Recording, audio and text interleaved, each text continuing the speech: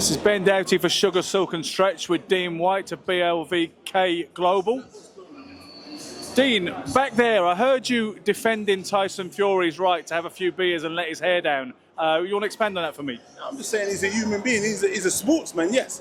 But in his private life, he's a human being. And you should, if you know, throughout his career, he's achieved everything he's done, and he's let his hair down on multiple occasions, and he's managed to come back.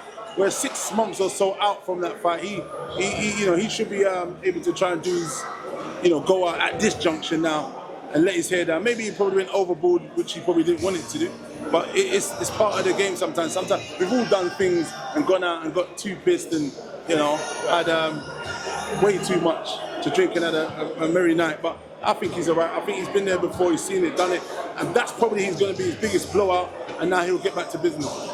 Funny enough, though, just for the sake of devil's advocate, can you imagine Alexander Usyk doing it and seeing him spanning? Alexander Usyk, he probably wouldn't do anything. He doesn't seem to look like he has fun in that kind of capacity. He probably has fun in his own ways. I don't know what he does. Maybe swimming's his fun, or I don't know, kicking footballs. I don't know what he does. But I mean, he might have a couple of drinks or two. But I think the cultures are different. The culture, what we have in the UK, we're here, we go out, football, beers, boxing, beers, it's different. The culture over there is different. Some of them may do that, but I think over in the UK, the culture here is a little bit more outgoing, and how we kind of live and enjoy ourselves a little bit different, And they've got a war as well, so maybe, Yeah, Tyson alluded to that at the end of the fight, funnily enough. But listening to your previous interview, I got the impression you think that fight was real close, razor close, and could have gone either way. I felt like it was probably a draw. I think the best result was a draw, because I think Tyson was boxing his head off at one time, and I thought it was going to be a clear shutout. And then he did come back, and that's the sign of a true top champion that's, can do something like that. So it is what it is. I think he moves on, but that might, sometimes a loss makes people, come back bigger and better. It doesn't determine people. It kind of makes them come back and say, you know what? Now there's more of a hunger to show and prove the naysayers wrong. So I think that's what hopefully Tyson Fury is going to do. Yeah. Do you actually score fights when you watch them, Dean? Do you sit and score like 10-9 and so on? I will just score them based on what I like and what I think boxing is. Boxing's, the jab is your main scoring points. You know what I mean? Yeah. I heard people saying, Usyk was jabbing him to his body. It's okay, punch. A straight left to the body, a southpaw straight left to the body. I think that's what they were saying, but I think Tyson was jabbing a lot. So, I mean, the jab is the more bigger scoring point. But I don't know, everyone debates. You think the jab counts for more?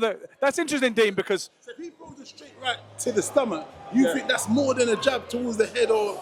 Arguably, it's a very interesting area. I know you can punch a bit because I had you on the pads once at West Ham. Now, thing is, suppose me and you are boxing and I land 5 innocuous left jabs, but you land 2 great big right hands that rocks my head. Yeah, how would you score that, Dean? If it was to the head, that's something different. We're saying to the body, though. But body shots can be devastating.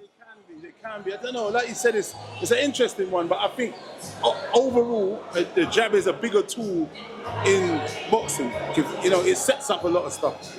Do you know what I mean? If you don't jab, it's hard to set up that right to the body. Or if you don't even fake to jab and then go, you know what I mean? So I don't know. It is one of those, isn't it?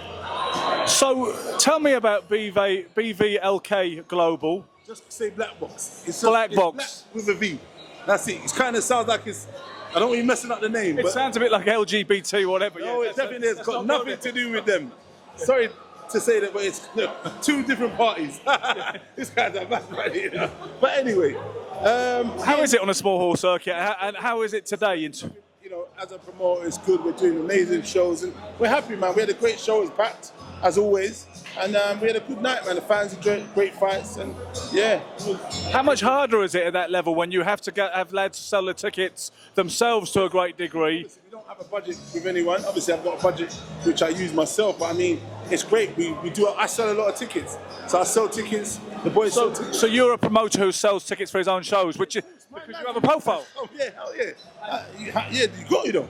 So many of the promoters get criticised for that because they expect the fighters to sell all the tickets. So you're a proper old school promoter. Yeah, no, but I've got to sell tickets. All my guys want to come and support anyway. You know what I mean? So my lads will come, they might buy a table, do their little thing and enjoy their night. You seem to come out of nowhere about 6 or 7 years ago, and you became this big boxing figure. I've been here a lot longer than that, but I hear you though. I do hear you. Yeah. I've been here, like I just said, from when I was in Dusseldorf with Vladimir Klitschko when he fought Tyson Fury. That was in 2015. You were part of Klitschko's camp? Yeah. So we've been around. I've been around even longer than that. But yeah, it is what it is. We've been working, man. This is boxing. I put my own work and stuff into this game, and you know, you get what you put in. I guess in anything. That's what it is. You know what I mean?